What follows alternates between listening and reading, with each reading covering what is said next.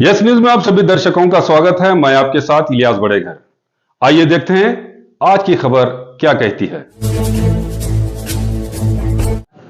ಸಮಸ್ತ ನನ್ನ ಬಡಿ ಕಮಾನ್ ಮತ್ತು ಅತಾವುಲ್ಲಾ ಚೌಕ ಮತ್ತು ಹಕೀಂ ಚೌಕದ ಎಲ್ಲ ನನ್ನ ಜನರಿಗೆ ನಾವು ನಮ್ಮ ಮೇಲೆ ಎಷ್ಟು ವಿಶ್ವಾಸ ಇಟ್ಕೊಂಡಿದ್ರಿ ಆ ವಿಶ್ವಾಸ ನಾವು ಒಂದು ಸ್ವಲ್ಪ ಕಳ್ಕೊಂಡೇವಂತ ಅನ್ಸಾಕತ್ತದ. ಯಾಕಂದ್ರೆ ಮೆಂಬರ್ ಆದ ಬಂದ ಬಳಕ ನಾವು ಇದೊಂದು ರೋಡ್ ಮಾಡಬೇಕಾಗಿತ್ತು ಅರ್ಜೆಂಟ್. ಯಾವುದೇ ಒಂದು ಫಂಡ್ನ್ಯಾಗ ನಮ್ಗೆ ದುಡ್ಡು ಹಾಕ್ತಾರಂಥೇಳಿ ಎಲ್ಲ ರೀತಿಯಿಂದ ನಾವು ಒಂದು ಭರೋಸೆ ಕಮಿಷನರ್ ಸಾಹೇಬ್ರ ಮ್ಯಾಗ ಎಲ್ಲ ನಮ್ಮ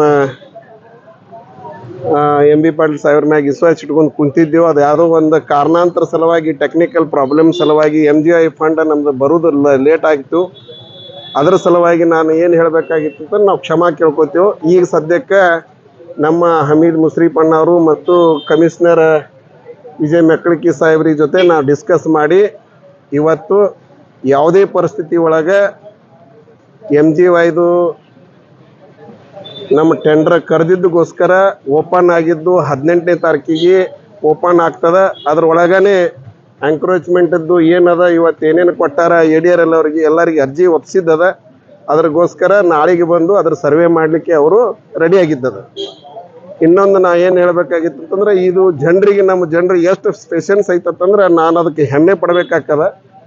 ಅವರಿಗೆ ಈ ಡಸ್ಟ್ ಅಲರ್ಜಿ ಮತ್ತು ಅಸ್ತಮಾ ಮತ್ತು ಕೆಲವೊಂದು ಸಮಸ್ಯೆ ಭಾಳ ಆಗಿದ್ದು ನನಗದು ನನ್ನ ನಜರಿಗೆ ಗೊತ್ತದ.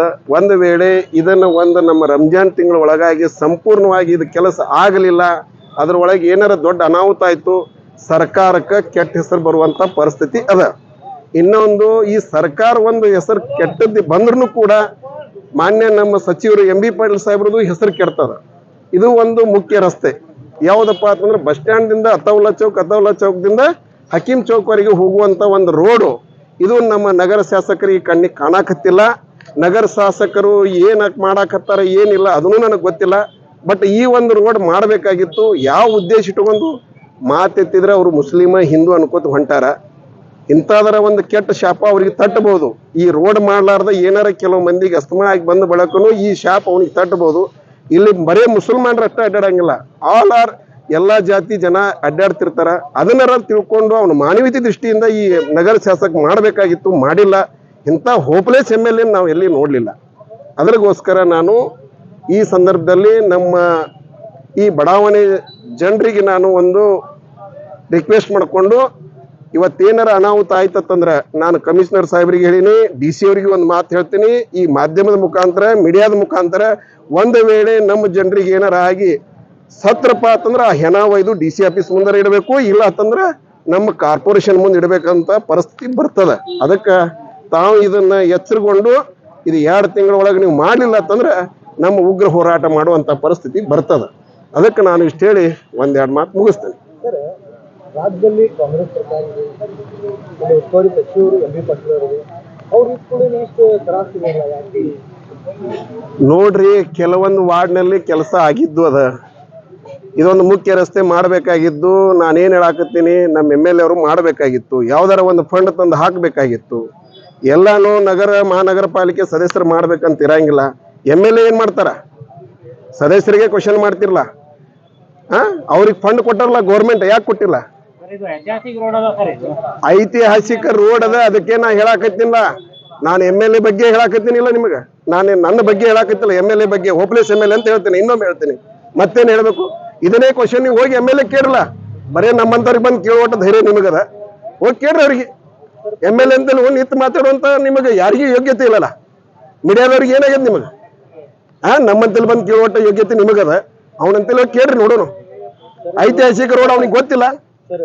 ಯೋಗ್ಯತೆ ಅಂದ್ರೆ ಎಲ್ಲ CM ಕೇಳುದು PM ಅವ್ರ ಮುಂದೆ ಮಾತಾಡ್ತಾ ಇಲ್ಲ. ನೀವು ಎಷ್ಟು ಮಾತಾಡ್ತೀರಿ ಅನ್ನೋದು ನಾನು ಎಲ್ಲಾ ಮೀಡಿಯಾದಾಗ ನೋಡಾಕತ್ತೀನಿ. ನಿಮ್ಮದು ಒಂದೇ ಯೂಟ್ಯೂಬ್ದವ್ರದಾಗ ಹೇಳಾಕತ್ತಿಲ್ಲ. ನ್ಯಾಷನಲ್ ಮೀಡಿಯಾದವ್ರಿಗೆ ಹೇಳ್ತೀನಿ, ಸ್ಟೇಟ್ ಮೀಡಿಯಾದವ್ರಿಗೆ ಹೇಳ್ತೀನಿ, ಇಬ್ಬರಿಗೆ ಹೇಳಾಕತ್ತಿಲ್ಲ. ಯಾರ್ಯಾರು ಎಷ್ಟೆಷ್ಟು ಮಾತಾಡ್ತೀರಿ, ಏನೇನು ಮಾತಾಡ್ತೀರಿ ಅದೆಲ್ಲ ಗೊತ್ತದ. ಇದ್ರ ರೋಡ್ ಬಗ್ಗೆ ನಿಮಗೇನಾಗಿತ್ತು ನೀವು ನೋಡಿದ್ರಲ್ಲ. ನಮ್ಮ ಪ್ರಯತ್ನ ನಾವು ಮಾಡೇವು. ನನ್ನಂತೇಳಿ ನಾನು ಕೊಟ್ಟಿದ್ದು, ನನ್ನಂತೇಳಿ ಪ್ರೂಫ್ ಅದಾವ, ಅರ್ಜಿ ಅದಾವ. ಅದಕ್ಕೆ ನಿಮಗೆ ಕಮಿಷನರ್ ಕೇಳ್ಕೋರಿ ಬೇಕಾರೆ. ನಾನು ಕೊಟ್ಟಿದ್ದು ಏನು ಮಾಡಬೇಕು ಏನಿಲ್ಲ, ನನ್ನ ವಾರ್ಡಿಗೆ ಏನು ಫಂಡ್ ಹಾಕಬೇಕಾಗಿದ್ದು ನಾನು ಹಾಕಿಸ್ಕೊಂಡೀನಿ, ನನ್ನ ಕೆಲಸನ ಮಾಡ್ಕೊಂಡೀನಿ. ಅದಕ್ಕೆ ಇದು ಮುಖ್ಯ ರಸ್ತೆ ನನಗೆ ಒಬ್ಬಂಗ ಬರುವುದಿಲ್ಲ, ಇದು ವಾಟಿಯವ್ರಿಗೆ ಬರುವುದಿಲ್ಲ. ಇದು ವಾಟಿ ಮೆಂಬರ್ ನನಗೆ ಸಂಬಂಧ ಐತೆ ಅಂತನಾಗಿಲ್ಲ, ನನಗೂ ಸಂಬಂಧ ಅದ, ಅವನಿಗೆ ಸಂಬಂಧ ಅದ. ಇದನ್ನು ಮಾಡಬೇಕಾಗ್ಯದ. ಏನೋ ಒಂದು ಟೆಕ್ನಿಕಲ್ ಪ್ರಾಬ್ಲಮ್ ಆಗಲಿ, ಒಂದು ಸರ್ಕಾರದ ಏನಾರ ಒಂದು ಫಂಡ್ ಬರ್ಲಾರ ಸಲುವಾಗಿ ಆಗಿರ್ಬೇಕು. ಸರ್ಕಾರ ನಮ್ದು ಗ್ಯಾರಂಟಿ ಪೀರಿಯಡ್ನಾಗ ಒಂದು ಸ್ವಲ್ಪ ತ್ರಾಸನಾಗದ. ಈ ಸರ್ಕಾರದಾಗ ಕೆಟ್ಟ ಹೆಸರು ಬರಬಾರ್ದತ್ ನಾನು ನಿಮ್ಮ ಮೀಡಿಯಾದ ಮುಖಾಂತರ ಹೇಳಾಕತ್ತೀನಲ್ಲ, ನಮ್ಮ ಎಂ ಬಿ ಪಾಟೀಲ್ ಸಾಹೇಬ್ರ ಹೆಸರು ಕೆಡಬಾರ್ದಂತ ಹೇಳಾಕತ್ತೀನಲ್ಲ. ಅವ್ರು ಈಗಾಗಲೇ ವಾಟಿಯವ್ರಿಗೂ ಫೋನ್ ಮಾಡಿ ನಾನು ಮಾತಾಡ್ಸಿದ್ದದ. ನಾವು ಯಾರು ತೊಂದರೆ ಮಾಡಂಗಿಲ್ಲ ಸರ್, ಇದನ್ನ ಮಾಡ್ರಿಪ್ಪ ಅಂತೇಳಿ ನಾವು ರಿಕ್ವೆಸ್ಟ್ ಮಾಡ್ಕೊಂಡಿದ್ದೀವಿ. ಮತ್ತೇನ್ ಯಾರು ಅವ್ರ ವೈಯಕ್ತಿಕ ಬಗ್ಗೆ ನನಗೆ ಕೇಳಿದ್ರು ನಾನೇನು ಹೇಳ್ಬೇಕಾಗ್ಯದ. ಮೀಟಿಂಗ್ ಮಾಡ್ತೀರಿ, ಮೊನ್ನೆ ಆಯ್ತು ಸರ್ ಮೀಟಿಂಗ್, ಕಮಿಷನರ್ ಬಂದಿದ್ದು, ಮುಖಂಡವರು ಬಂದಿದ್ದು, ಎಲ್ಲರೂ ಬಂದಿದ್ದು. ಅವಾಗ ಕೆಲಸ ನಾಳೆ ಚಾಲೂ ಮಾಡ್ತೀನಿ ಅಂತ ಹೇಳಿ ಕೆಲಸ ಚಾಲೂ ಮಾಡಿದ್ರು. ಅವ್ರು ವಾಟಿಯವ್ರು ಬಂದು JCBಗೆ ಹ್ಯಾಂಗ್ ಮಾಡ್ತೀನಿ ಕೆಲಸ, ಟೆಂಡರ್ ಓಪನ್ ಆಗಿಲ್ಲ ಅಂತ ಹೇಳಿ ಅವ್ರು ವಾದ ಮಾಡ್ತಾರೆ ಸರ್. ಅವರು ಏನೋ ಒಂದು ಹೇಳ್ಯಾರ, ಹೇಳಿಕೆ ಕೊಟ್ಟಿಲ್ಲ ಅಂತ ಅನ್ನಂಗಿಲ್ಲ. ನನಗೆ ಸ್ವತಃ ಕಾಂಟ್ರಾಕ್ಟರು ಮತ್ತು ಕಮಿಷನರ್ ಸಾಹೇಬರು ಹೇಳಿದರು, ತೊಂದರೆ ಮಾಡಾಕತ್ತಾರ ಸರ್, ನಾವು ಏನು ಮಾಡೋಣ ಅಂತೇಳಿ.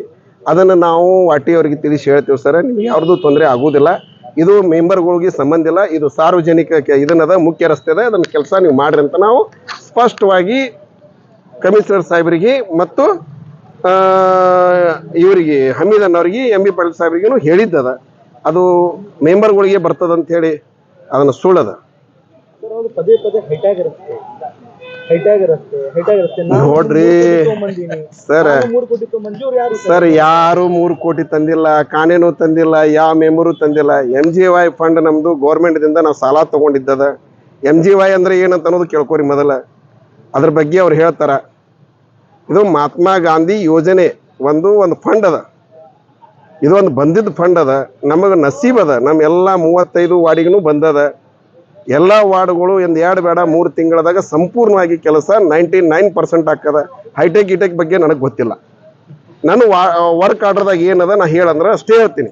ಅದನ್ನ ಬಿಟ್ಟು ನನಗೆ ಹೈಟೆಕ್ ಅಂದ್ರೆ ನನಗೆ ಗೊತ್ತಿಲ್ಲ, ನಾ ಏನು ಮಾತಾಡ್ಬೇಕೀಗ ಸರ್? ಅವ್ರು ಮಾತಾಡ್ತಾರತ್ತಂದ ಬಳಕ ಅಲ್ಲ, ನಾವು ಅವರು ಕುಂತ ಮೀಡಿಯಾದಾಗ ಕೂತ್ ಮಾತಾಡ್ತಾರತ್ತಂದ್ರೆ ಅದು ಸರಿ ಅನಿಸ್ತದೇನ್ರಿ? ಅದು ಏನೈತಿ ಏನಿಲ್ಲ ನನ್ನ ಜೊತೆ ಅವ್ರಿಗೆ ನಮ್ಗೆ ಬೈಟೆಕ್ ಮಾತಾಡ್ಸರಿ, ನೋಡೋಣ, ಮಾತಾಡೋಣ ಇಬ್ರು ಕೂಡಿ. ಏನು ಹೈಟೆಕ್ ಕೇಳ್ತೀನಿ ನಾನು. ಎಲ್ಲರೂ ಪ್ರಯತ್ನ ಅದ ಸರ್. ಇದು ಕಮಿಷನರ್ ಅದ, ಹಮೀದ್ ಅನ್ನೋರ್ದದ, ನಮ್ಮ ಎಂ ಬಿ ಪಾಟೀಲ್ ಸಾಹೇಬ್ರದದ. ಯಾರ್ದು ಮೆಂಬರ್ಗಳ್ದು ಐತೆ ತನಕ ಹೋಗ್ಬೇಡ್ರಿ. ಮೆಂಬರ್ಗಳಿಗೆ ಏನು ಮಾಡಬೇಕಾಗಿದ್ದು ಏನಿಲ್ಲ, ಭಾಳ ಕೆಲಸ ಅದಾವ. ಇದು ಒಂದೇ ಕೆಲಸ ಅಲ್ಲ, ಇದನ್ನು ಒಂದು ಮುಖ್ಯ ರಸ್ತೆ ಅದ, ಇದು ಸಂಬಂಧಪಟ್ಟಿದ್ದು MLA ಬರ್ತಾರೆ. ಅವರು ಅದ್ರ ಮಾಡಬೇಕಾಗಿತ್ತು, ಅವ್ರು ಯಾಕೆ ಮಾಡಿಲ್ಲ ಏನೈತೋ ಗೊತ್ತಿಲ್ಲ. ನಮ್ಗೆ ಗೊತ್ತಾಗ ನಮ್ದು ಒಂದು ಇದು ಅದ ಆಸೆ, ಇದು ಹೈಟೆಕ್ ರೋಡ್ ಆಗ್ಬೇಕಂತ ಎಲ್ಲಿ ಯಾರಿಗೆ ಅರ್ಜಿ ಕೊಟ್ಟಿರತ್ತ ನನಗೆ ತೋರಿಸ್ರಿ ನೋಡೋಣ. ಅಲ್ರಿ, ನೀವು ತಂದಿನ ಕೇಳಾಕತ್ತಿರಲ್ಲ, ನೀವು ಯಾರಿಗೆ ಲೆಟರ್ ಕೊಟ್ಟಿರಿ? ಯಾರಿಗೆ ಲೆಟರ್ ಕೊಟ್ಟಿರಿ? ಅದನ್ನ ಸುಮ್ಮನೆ ಈಗ ನೀವು ಅವನಿಗೇನು ನನಗೆ ಬೈಲಾಕ್ ಹಚ್ಚಿರಿ, ಏನು ಕೇಳಾಕತ್ತೀರಿ ನೀವು? ನನಗೆ ತಿಳಿಲಿಲ್ಲ ಸರ್. ಇನ್ನೊಂದು, ಇದು ಬೆಂಗಳೂರಿನಲ್ಲಿ ಟೆಂಡರ್ ಆಗಿದೆ, ಬೆಂಗಳೂರವರು ಟೆಂಡರ್ ಹಾಕಿದ್ದಾರೆ, ಇಲ್ಲಿಂದವ್ರು ಮಾಡಕ್ ಬರುದಿಲ್ಲ ಅಂತ ಅವ್ರು ಆರೋಪ ಮಾಡ್ತಿದ್ದಾರೆ. ಅವರು ಮಸ್ಟರಿ ಸರ್, ಆನ್ಲೈನ್ ಟೆಂಡರ್ ಅದ ರೀ, ನೀವೇನು ಕೇಳಾಕತ್ತೀರಿ? ನೀವರ ಮೀಡಿಯಾದವ್ರಿಗೆ ಹೆಂಗಾರ ಕೇಳಾಕ ನಿಮಗೆ ಮನಸ್ಸು? ಸರ್, ಇದು ಆನ್ಲೈನ್ ಟೆಂಡರ್ ಅದ, ಯಾರು ಬೇಕಾದವ್ರು ಹಾಕ್ಬೋದು, ಮಹಾರಾಷ್ಟ್ರದವ್ ಹಾಕ್ಬೋದು. ನೀವು ಅದನ್ನ ಬರಂಗಿಲ್ಲ ತನಕ ಹೋಗ್ಬೇಡ್ರಿ. ಯಾರು ಸರ್? ಅದಕ್ಕ ಮೊದಲು ಅವ್ರಿಗೆ ಕೇಳ್ರಿ. ನಮ್ಮ ಬಿಜಾಪುರದಾಗ 100-150 ಕೋಟಿ ಒಬ್ಬ ಅಕ್ಕ ದುಃಖ ಒಬ್ಬ ಯಾರ ಕಾಂಟ್ರಾಕ್ಟರ್ ಇಬ್ರು ಸಿಗ್ಬೋದು, ಒಟ್ಟರು ಸಿಗಾಕ್ ಬರುದಿಲ್ಲ. ಅಲ್ಲಿ ಆನ್ಲೈನ್ ಟೆಂಡರ್ ಇರ್ತದ, ಅದು ಆಗಿರ್ತದ, 18ಕ್ಕೆ ಓಪನ್ ಆಗ್ತದ. ಅದನ್ನ ಆದ ಬಳಕ ಇದನ್ನ ಆಗ್ತದಲ್ಲ ಸರ್. ಇದು ಈಗ JM ಕೆಲಸ ಶುರು? ಎಸ್, 100%. ಇವತ್ತಿಂದ ಆಗಲ್ಲ. ಈಗ ಮೊದಲ ನಾವು ADRLಗೆ ಒಂದು ಲೆಟರ್ ಕೊಟ್ಟಿದ್ದದ. ಅವ್ರು ನಾಳೆ ಸರ್ವೆ ಮಾಡ್ತಾರೆ, ಎಲ್ಲ ಪೂರ ಎಂಕ್ರೋಚ್ಮೆಂಟ್ ಎಷ್ಟದ ನೋಡ್ತಾರೆ. ಅದಕ್ಕೇನು ಒಂದು ಮಾರ್ಕಿಂಗ್ ಮಾಡಿ ಕೊಟ್ಟ ಬಳಕ ಮುಂದೆ ಕೆಲಸ ಸ್ಟಾರ್ಟ್ ಆಗ್ತದೆ. ನಾನು ಆ ಡೇಟ್ ಕೊಡು ಇವತ್ತು ಸ್ಟಾರ್ಟ್ ಆಗ್ತದೆ ಅದನ್ನು ಹೇಳಕ್ಕೆ ಬರೋದಿಲ್ಲ. ನಾಳೆ ಇಲ್ಲ, ಯಾಕಂದ್ರೆ ನಮ್ಮ ಜನರು ಎಲ್ಲರೂ ಬಂದು ನನ್ನ ಕಾಲ ಹಿಡಿತಾರೆ, ಇಂಥ ಪರಿಸ್ಥಿತಿ ಬರ್ತದೆ. ಏನ್ರಿ ಯಾವ ಕಾಂಟ್ರಾಕ್ಟರ್ ಅಂತಂದ್ರೆ ಟೆಂಡರ್ 18ಕ್ಕೆ ಹಾಕದ, ಮತ್ತೆ ಆ ಓಪನ್ ಮಾಡಿದ ಬಳಕ ಗೊತ್ತಲ್ಲ. ಇದು ಕಾರ್ಪೊರೇಷನ್ ದಿಂದ ನಮಗೆ ಅರ್ಜೆಂಟ್ ಮಾಡಬೇಕಾಗಿದ್ದು ಅಷ್ಟೇ. ನಾವು ಇದರ ಸರ್ವೆ ಇದ್ರ ಪ್ರಕಾರ ADRL ನಾವು ಹಾಕಿ ಕೊಟ್ಟಿದ್ದು ಅಷ್ಟೇ ಕ್ಲೀನ್ ಮಾಡಿ ಕೊಟ್ಬಿಡ್ತೇವೆ. ಮುಂದೆ ಅದು ಯಾವ ಟೆಂಡರ್ ಹಾಕೈತೆ ಅವ್ರಿಗೆ ಹಾಕೋದು. Okay, thank you. जैसा कि आप सब जानते हैं कि आप सभी का प्यार हमारे साथ कायम है। इसी तरह से हमारे इस चैनल को प्यार करते रहिए और हमारी सारी खबरों को लाइक, शेयर और सब्सक्राइब करना ना भूलिए। हमारा यही मकसद है कि आपको हर खबर जो है जैसा है वैसा ही आपको हम दिखाते रहेंगे, ना किसी का पक्ष लेंगे ना किसी के विरोध में जाएंगे। हमारे कदम सच के साथ।